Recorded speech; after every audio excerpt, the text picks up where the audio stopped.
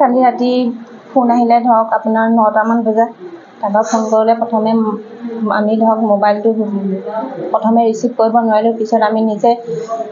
আকৌ তেওঁলৈ কৰিছোঁ কল বেক তেতিয়া তেওঁ ক'লে বোলে আপোনালোকৰ ল'ৰাটো গা ভাল নাই আমি ডক্টৰৰ ওচৰলৈ নিবলৈ ওলাইছোঁ তাৰ পিছ মুহূৰ্ততে আকৌ বেলেগ এটা মোবাইলৰ পৰা ফোন কৰিলে বোলে আপোনাৰ ল'ৰাটো নাই বোলে ঢুকালে তেওঁলোকে তৎক্ষণাতে মানে সিহঁতৰ হেৰিটো বেলেগ হৈ গ'ল তাৰমানে যেতিয়াই মানে যি লাগে বুলি কয় মাহঁতে গৈ তাক সেই গোটেইখিনি বস্তু যোগাৰ দি থৈ আহে কিন্তু এতিয়া চলোৱাৰ কাৰণে চাগে ইমানখিনি হ'ব পালে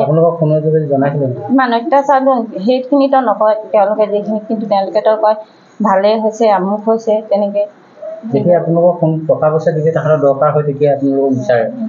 ফোনটো বাৰু মাৰ ওচৰলৈ বেছিকৈ যায় মইতো বাৰু শিৱসাগৰত থাকোঁ তেনেকৈ তাৰমানে তেওঁলোককতো যিখিনি লাগে সেইখিনি গোটেইখিনি যোগাৰ দিয়ে তেওঁলোকে জানে এতিয়া কি কৰিলে খাবলৈ দিয়ে নে নিদিয়ে এজাহাৰ দিছে নেকি এজাহাৰ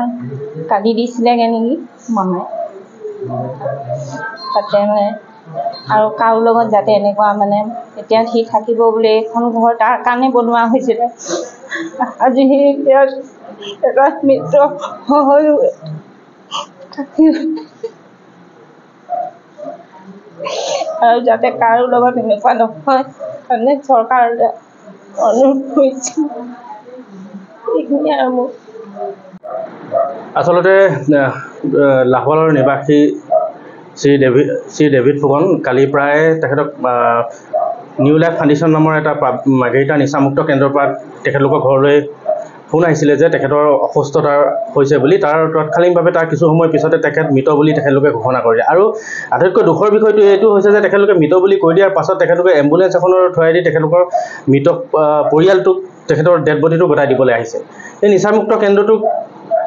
আমি এটা কথা সদৰী বিৰলাচি থানাই সদৰী কৈ দিছোঁ যে আমি কোনো কাৰণতে তেখেতলোকৰ অনিয়মবিলাক আমি মানি ল'ব নোৱাৰোঁ আৰু আমাৰ মনত প্ৰশ্ন হৈছে যে এনেকুৱা এটা নিচামুক্ত কেন্দ্ৰ চলাই থাকোঁতে তেখেত অনিয়ম কিছুমান ঘটনা হৈছে নেকি আৰু যদিহে ডেভিড ফুকনৰ তেখেত ৰোগী হৈ আছিলে তেখেতলোকৰ পৰিয়ালক কিয় জনোৱা নাছিলে এইটো এটা ডাঙৰ বিষয় আৰু অনাগত দিনত যদি এই নিউ লাইফ ফাউণ্ডেশ্যনৰ ওপৰত যদি তিনিচুকীয়া প্ৰশাসনে গৃহীত ব্যৱস্থা নলয় তেতিয়াহ'লে বিৰলাচি থানাই আজি স্পষ্ট ভাষাৰে কৈ দিছে এই নিউ লাইফ ফাউণ্ডেশ্যনটোক কিন্তু আমি কিছুদিনৰ পিছতে ভাঙি দিবলৈ কিন্তু কুণ্ঠাবোধ নকৰে ডেফিনেটলি দিয়া হৈছে কালিয়ে তেখেতলোকৰ ঘৰৰ পৰিয়ালে মাৰ্ঘেৰিটা থানাত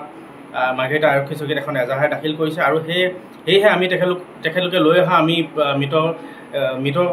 ডেড বডিটো আমি নলৈ তেখেতলোকক আকৌ ৰিটাৰ্ণ কৰি দিলোঁ যিহেতু আইনী প্ৰক্ৰিয়াৰ মাজেৰে যাওক আৰু ডেভিড ফুকনৰ নহয় ডেভিড ফুকনৰ দৰে অনাকাংক্ষিক ঘটনা যে কিমান ঘটি কৰিছে তাৰ কোনো আমাৰ মনত প্ৰশ্ন হৈছে যে এনেকুৱা কিছুমান ঘটনা ঘটিছে বুলি গতিকে এয়াই ডেভিড ফুকনৰ শেষ বুলি আমি আশা কৰিছোঁ হয় নিশ্চিতভাৱে ক'ব লাগিব এয়া এটা বৰ গুৰুত্বপূৰ্ণ আৰু তাৎপৰ্যৰ বিষয় কাৰণ সঁচাকৈ যদিহে তেখেতলোকে যদি দায়িত্বশীল হ'লহেঁতেন আজি ডেভিড ফুকন যদি অসুখীয়া